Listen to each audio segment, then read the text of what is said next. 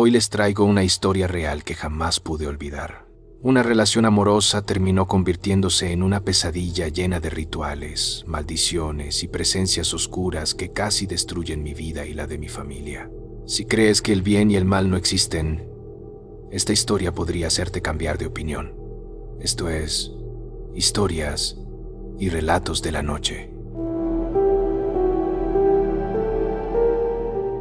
Me llamo Daniel, tengo 34 años y nací en la capital salteña. Durante mucho tiempo me consideré una persona sin fe ni creencias espirituales, hasta que una relación sentimental cambió por completo mi forma de ver la vida. Esa historia dejó una marca tan profunda en mí que, incluso hoy, al recordarla me mezcla nostalgia, dolor y confusión. Quisiera contarla porque quizá pueda servir como advertencia para otros. A finales del 2006 comencé a trabajar como taxista. En uno de tantos traslados conocí a Lucía. Desde el primer momento conectamos increíblemente bien. La conversación fluyó y el viaje se nos hizo demasiado corto. Antes de que bajara del auto, decidimos intercambiar nuestros números. Con el tiempo empezamos a construir una amistad muy linda, que tarde o temprano se convirtió en un noviazgo. Meses después presenté a Lucía a mi padre, ya que mi madre había fallecido tiempo atrás. Hasta ese punto todo parecía completamente normal, y cualquiera podría preguntarse, entonces, ¿dónde comienza lo extraño? Bueno, cuando ya casi llevábamos un año de relación, noté algo que siempre me generaba inquietud. Aunque ella me llevaba a pasear por distintos lugares, jamás me permitía entrar a su casa. Siempre había un pretexto diferente. Lo único que sabía era que vivía en el barrio Los Sauces, un conjunto habitacional en la zona oeste. Su manera de evitar cualquier contacto entre mí y su familia empezó a sembrar dudas en mí. Con el tiempo, esas dudas se transformaron en celos, aunque intentaba esconderlos para no caer en pensamientos erróneos. Hasta ese momento, Lucía no me había dado motivos reales para desconfiar. Sin embargo, una noche discutimos fuerte precisamente por eso. Entre lágrimas y enojo, ella terminó accediendo a que finalmente fuera a su casa, pero me advirtió que su familia no era como las demás. Me llamó la atención la advertencia, aunque decidí no darle demasiadas vueltas. Después de todo, había logrado que diera ese paso.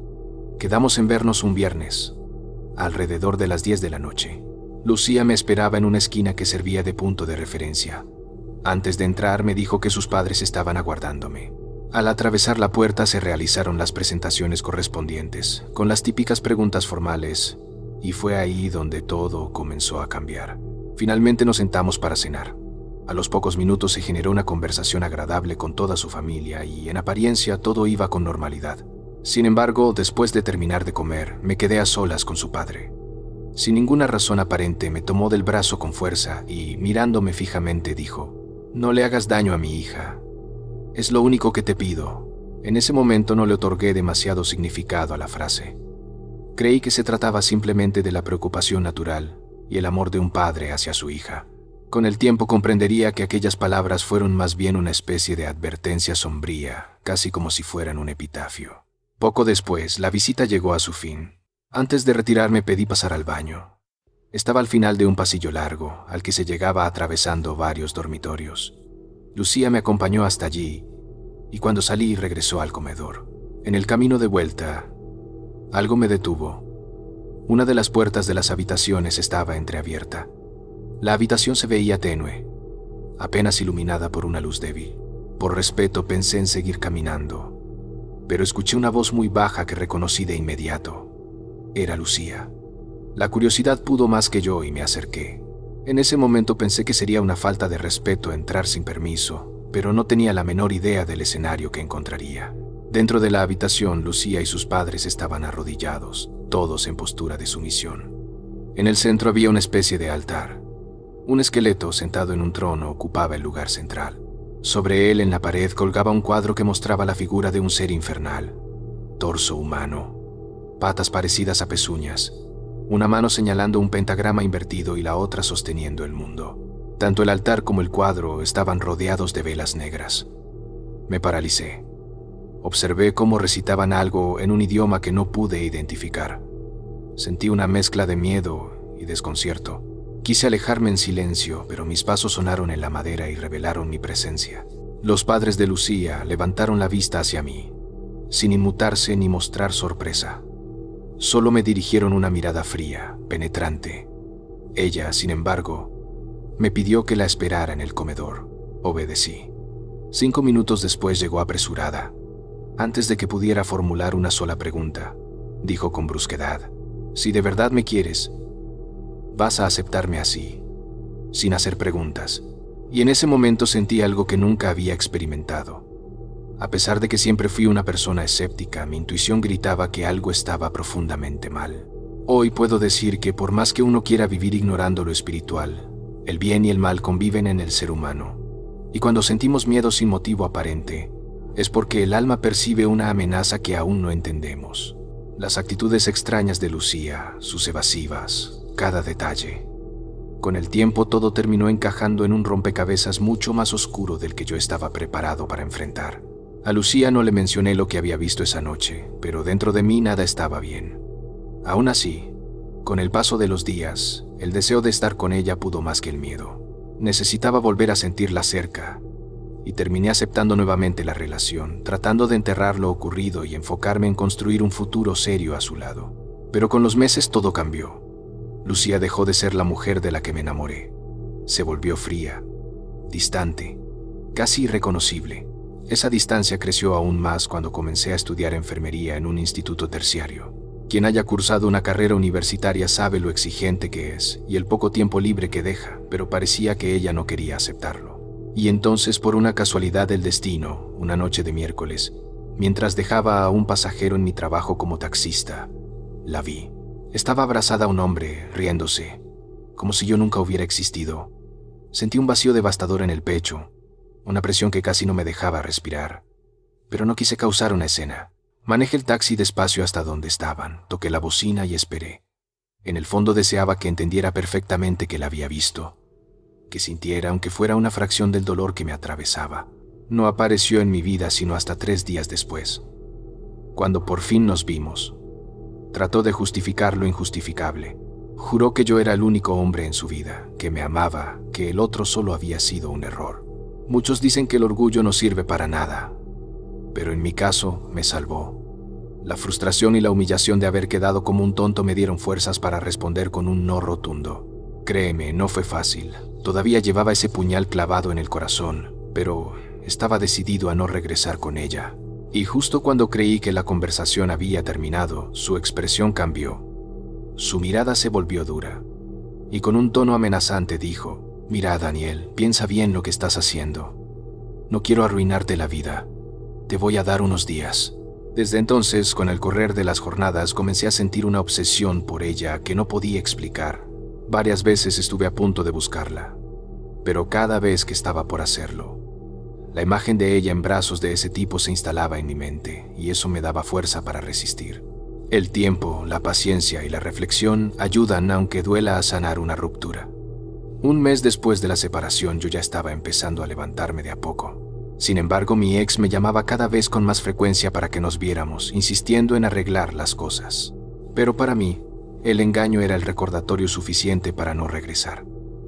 A mediados de junio del 2008 conocí a Rocío, la prima de un amigo. Poco a poco comenzamos a pasar tiempo juntos y fue inevitable. Surgieron sentimientos entre ambos. Yo sentía que al fin la vida me daba la oportunidad de empezar de nuevo. Pero con la aparición de Rocío vino también el punto de partida de una serie de sucesos que jamás imaginé vivir. Una noche salimos a cenar al centro. Todo marchaba perfectamente hasta que Lucía apareció de la nada. Se acercó gritando, desbordada de celos, y en un arranque de furia intentó golpear a Rocío. Instintivamente la sujeté de las muñecas para evitar que la agresión se concretara. En ese momento, Lucía me lanzó una mirada tan fría y cargada de odio que me heló la sangre. En sus ojos no había dolor, ni tristeza, solo una violencia silenciosa, como si estuviera jurando venganza. Me marché sin saber que, con ese episodio, estaba comenzando la parte más oscura de mi vida. Semanas después empezaron los problemas. Por las noches golpeaban la puerta de mi casa de manera insistente, como si alguien quisiera tirarla abajo. En el trabajo me iba cada vez peor y casi no generaba dinero. Lo poco que conseguía se iba en reparaciones del taxi. Comencé a sufrir insomnio. Mi habitación estaba helada incluso con la estufa encendida. Me vi obligado a tomar pastillas para poder dormir apenas unas horas. Perdí el apetito, y cuando intentaba comer algo me caía mal. Para evitar pensar empecé a trabajar doble turno. Estaba agotado física y mentalmente, pero era la única forma de distraerme del tormento que vivía. Una noche, después de dejar a una pareja en la zona oeste, decidí estacionar cerca de una plaza para fumar un cigarrillo. No sé en qué momento me quedé dormido dentro del taxi, pero cuando desperté quedé paralizado del horror. El interior del auto estaba lleno de sapos. Grité. Salí como pude y terminé desocupando el vehículo con náuseas.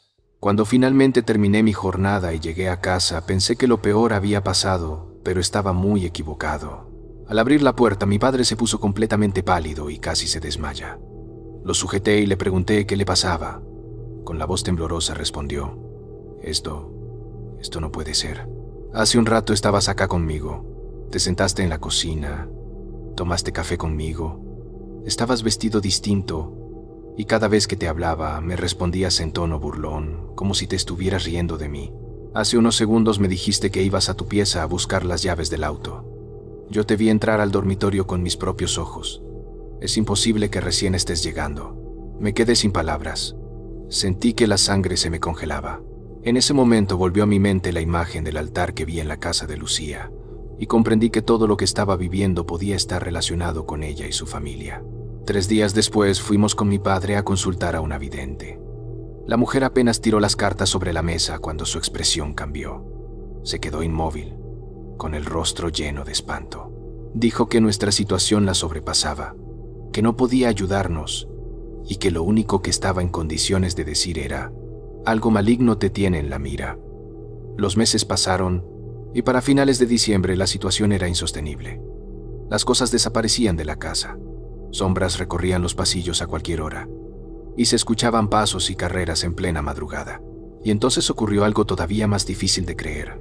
Al terminar una agotadora jornada de trabajo, llegué a casa alrededor de las 6:30 de la mañana. Estacioné el auto en la vereda y, mientras me disponía a entrar, levanté la vista hacia la terraza. Allí estaban 2 gatos negros mirándome fijamente. Es difícil de explicar. Fue como un destello, un instante que no duró más que un par de segundos, pero juraría que los escuché hablar entre sí. Lo que sí escuché con claridad fue una frase: «Es este». Parpadeé por puro reflejo, me restregué los ojos, y cuando volví a mirar ya no había nada. El fin de semana siguiente regresé de otra jornada nocturna, alrededor de las 5 de la madrugada. Una noche pésima de trabajo, así que había decidido terminar antes. Ya en casa me preparé un té cuando golpearon la puerta de entrada. El golpeteo se volvió insistente, casi violento, y terminó despertando a mi padre. Entre los dos juntamos valor y fuimos a atender.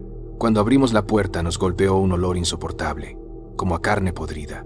Frente a nosotros había una figura vestida con un traje antiguo y usando un sombrero pasado de moda, el tipo de sombrero que uno solo ve en películas antiguas. La presencia levantó ligeramente el sombrero a modo de saludo y habló con la voz de mi madre, quien había muerto hacía años. Ya sé que me extrañaron. En ese instante se quitó el sombrero y levantó la cabeza. Mi padre y yo quedamos petrificados. La piel de aquel ser era morada. En la frente tenía 2 cuernos bien marcados. Los ojos eran completamente negros y de la boca sobresalían colmillos largos. Intenté retroceder, pero al hacerlo sentí como si una fuerza invisible me azotara la espalda, obligándome a arrodillarme. Cuando giré la cabeza, mi padre también estaba de rodillas, llorando, incapaz de moverse. Aquella cosa nos observaba sin parpadear, y de su nariz y boca salía un vapor espeso, oscuro. Con una voz profunda dijo: «Déjenme entrar». Quise hablar aunque fuera para gritar, pero no pude. La garganta no me respondía.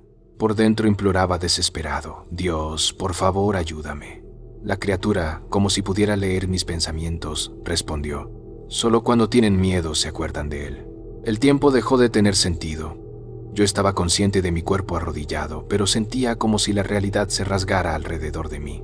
Lo último que recuerdo es que todo se volvió negro.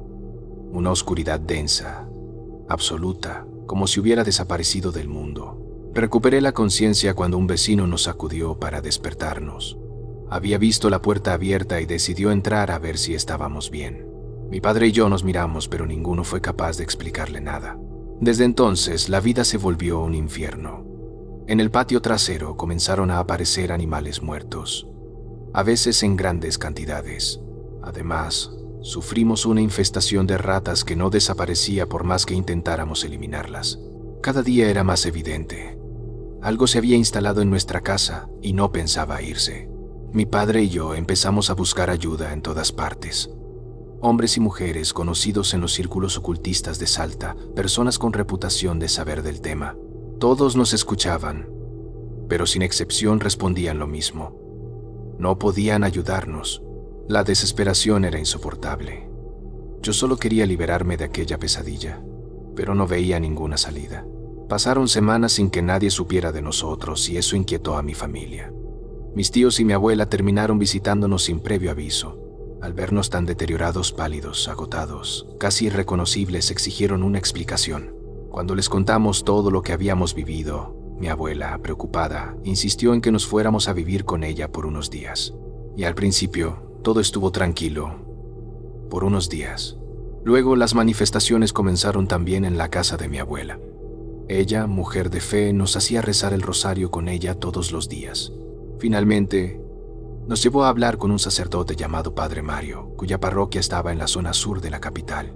Al enterarse de nuestra situación, quiso intervenir para ayudarnos. El Padre Mario nos pidió que estuviéramos un viernes a las 3 de la tarde para rezar la coronilla del Sagrado Corazón de Jesús. Pero nunca pudo comenzar, la casa empezó a temblar violentamente. Corrimos creyendo que era un terremoto, pero al ver que solo ocurría dentro de la casa de mi abuela, entendimos que aquello venía dirigido a nosotros. El sacerdote, alarmado, dijo que intentaría contactar al clero para pedir ayuda. Y aquí surge una pregunta que aprendí por experiencia propia. ¿Hasta qué punto puede una persona soportar la verdad y aún seguir cuerda? Yo ya no podía más. Me sentía atrapado, ahogado, sin salida. En un impulso desesperado, tomé varias tabletas, un medicamento muy fuerte para la cabeza, con la intención de evadirme de todo, aunque fuera por la vía más extrema. Aún con el recuerdo borroso, tengo vívido el instante que siguió. Me encontré de pie frente a una iglesia. Entré, y allí, frente al altar del Santísimo, estaba mi madre, arrodillada. Al verme, sonrió con dulzura. Roto por dentro, me derrumbé en lágrimas. «Mamá, no aguanto más. Esto no termina. No sé qué va a ser de nosotros». Ella, con tristeza en los ojos, me respondió: «Lo sé, hijito, pero pronto todo se va a solucionar. Dios te va a ayudar». Me levantó el rostro y señaló una pequeña foto pegada al altar. En ella aparecía un sacerdote anciano, de expresión amable. «Él te va a ayudar. Búscalo. Se llama Miguel Ángel, vive en el interior de Rivadavia, aquí en Salta». Con esas palabras, la visión se desvaneció. Desperté en la sala de emergencias del Hospital San Bernardo. Había estado al borde de la muerte. Mi abuela, al llamarme y no obtener respuesta, había subido a mi cuarto y me encontró desmayado. Gracias a eso llegaron a tiempo para hacerme un lavado estomacal. No voy a detallar la búsqueda interminable que vino después, pero gracias al Padre Mario logramos encontrar al sacerdote Miguel Ángel. Era un anciano ya retirado, pero se notaba que era un hombre de fe profunda. Al escuchar nuestra historia, explicó que no se trataba de una posesión, sino de una maldición. Alguien con muchísimo odio había ofrecido mi vida al demonio como ofrenda. Comenzaron entonces las sesiones de liberación espiritual. En la cuarta sesión, mientras el sacerdote oraba intensamente, 2 gatos negros aparecieron frente a nosotros. Eran los mismos que había visto aquel día mirando desde la terraza. En cuanto los 2 gatos negros aparecieron, se lanzaron hacia mí con la intención clara de arañarme y hacerme daño.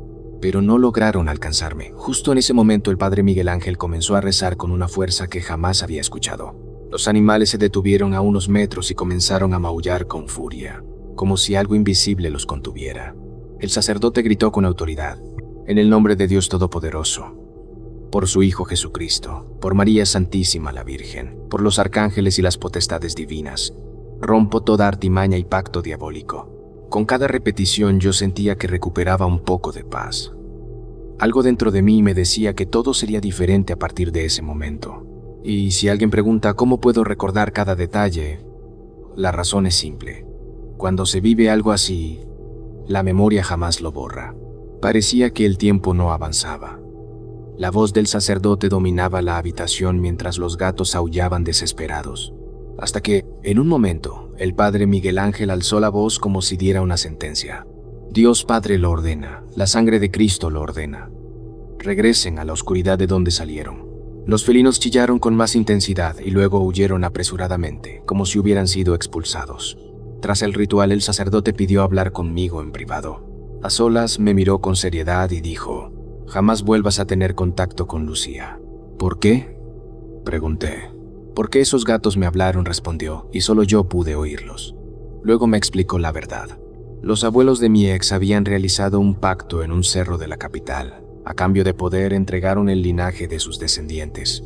El padre de Lucía había continuado con ese pacto, y ahora le correspondía a ella perpetuarlo. Según los gatos, que eran representantes de los espíritus invocados, yo había sido ofrecido como ofrenda, pero su retirada significaba que ya no debía temer. Después de aquel día, mi vida empezó a normalizarse lentamente. Retomé mis actividades, recuperé la tranquilidad y pude volver a tener una rutina. Con el tiempo reconstruí mi relación con Rocío, y años después ella se convirtió en mi esposa y en la madre de mis hijos. El padre Miguel Ángel falleció en 2010. Del padre Mario supe que se trasladó a otra provincia y nunca más supe de él.